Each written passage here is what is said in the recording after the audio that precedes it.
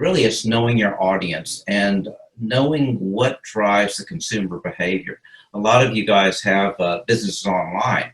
So, I've looked at some of your websites, very well done. But you have to look at, you have to say, what is going to motivate people to buy my clothing or whatever I've got online? Because there's so many choices now. One thing COVID has done is driven everybody online. So your competition, the amount of people that are offering the same thing that you do online has increased tremendously. So how do you start getting the attention of the public? You've got to go back to the basics, and that's going to be, your brand. What is your brand positioning? What is your brand promise? What is your brand values? And really, what do you offer someone? And I could go deeper into that right now, but we usually look at, if I have somebody coming to me, I say, what are the market conditions for this particular service or product?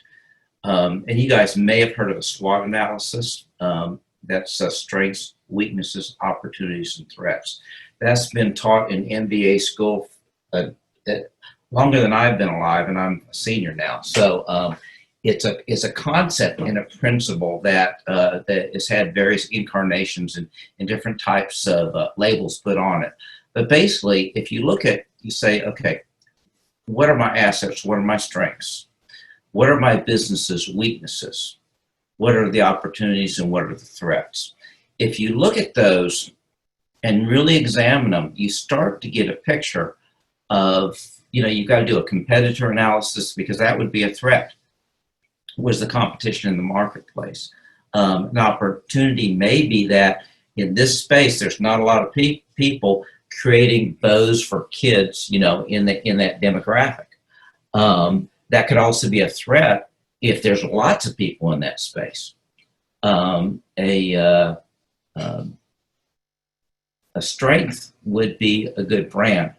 A weakness would be undercapitalized, not enough outlets. If I have people come and say, we don't have a web presence, but the way we reach our customers is through Facebook.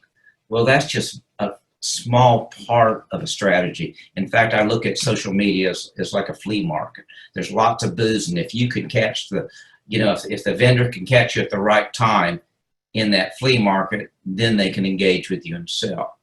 But to me, if you look at digital strategies, which are very inexpensive to get into compared to a brick and mortar store or some of the things before digital was here, that means that everybody can get into it.